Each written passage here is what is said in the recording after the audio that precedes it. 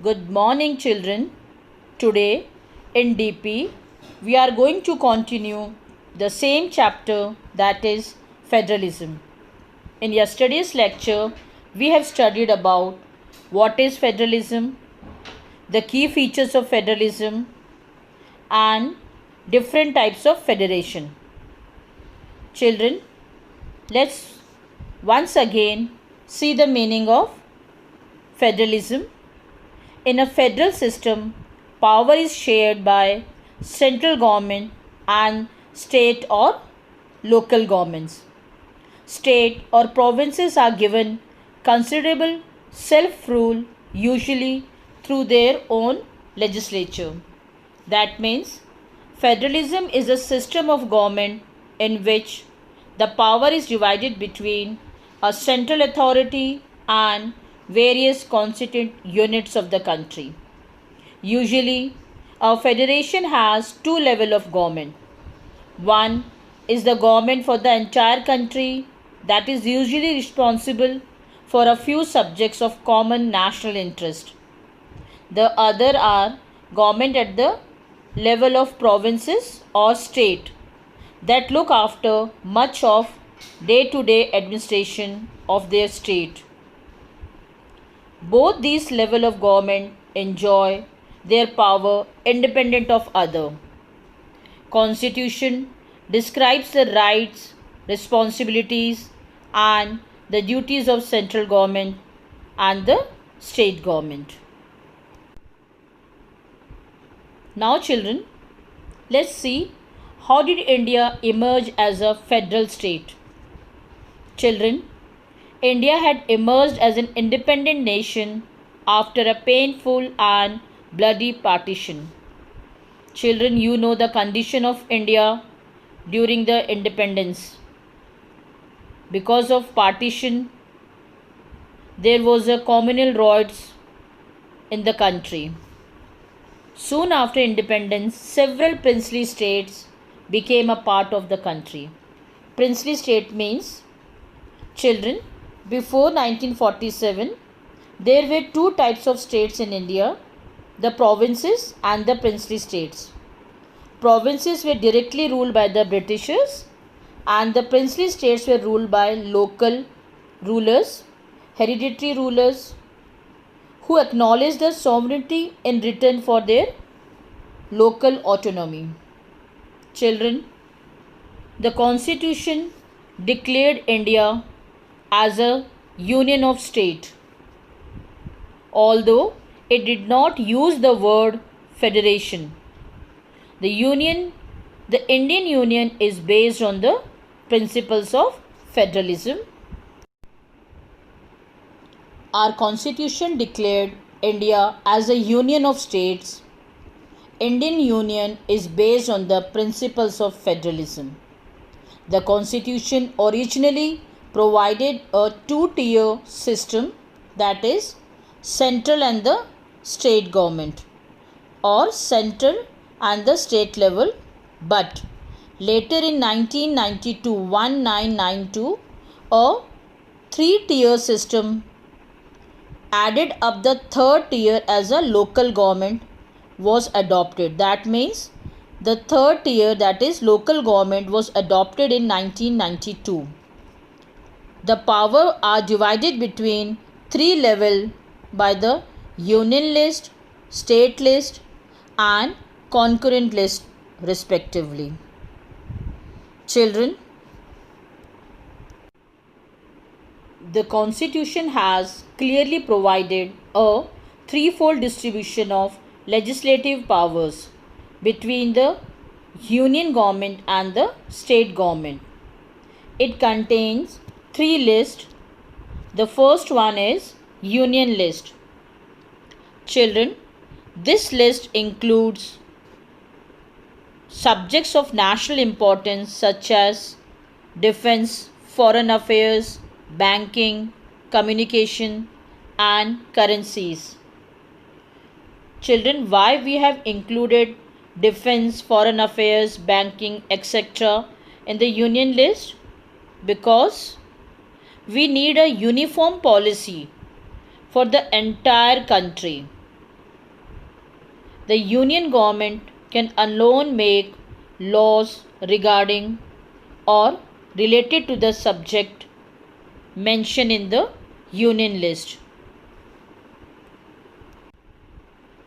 Children, once again I am repeating the union list.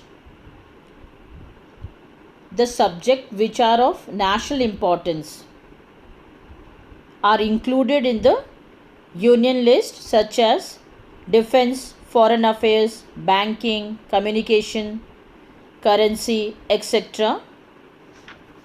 Why we have included this in the union list? Because we need a uniform policy on these subjects, and only the union government can make a laws relating to these subjects. Now the second list is state list. The list contains subjects of state and local importance, such as police, trade, commerce, agriculture, irrigation, etc. The state government alone can make laws relating to the subject mentioned in the state list. Next one is concurrent list. It includes the subject of common interest of both the government, union government as well as state government, such as education, forest, trade union, marriage, adoption and succession. But the union as well as the state government can make laws on the subject mentioned in the list. Children, if there is any conflict, the laws made by the union government will prevail. Now children, what about the subjects that do not fall in any of the three lists, or subjects like computer software that came up after the constitution was made? According to our constitution, the union government has the power to legislate on these residuary subjects. That means residuary powers are those which do not fall under any three list, and the only union government has the power to make laws. For example, computer software. Children, most of the federation are formed by holding together. They do not give equal power to its constituent units. Thus, all states in the Indian Union do not have identical powers. There are some units of Indian Union which enjoy very little powers. These are the areas which are too small to become an independent state, but which could not be merged with any of the existing states. These areas like Chandigarh or Lakshadweep or capital city of Delhi are called union territories. These territories do not have the power of state. The central government has special power in running these areas. The sharing of power between the union government and the state government is the basic to the structure of the constitution. It is not easy to make changes to this power sharing arrangement. The parliament cannot on its own change this arrangement. Any change to it has to be first passed by both the House of Parliament, that is Lok Sabha and Rajya Sabha, with at least 2/3 majority.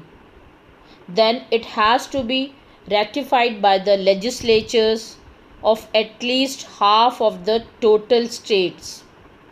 That means it should be passed by at least 50% of total states. The judiciary plays an important role in overseeing and implementation of constitutional provisions and procedure. In case of any disputes about the division of power, the High Court and the Supreme Court make a decision. The union and the state government have the power to raise resources by levying taxes in order to carry on the government and the responsibilities assigned to each of them.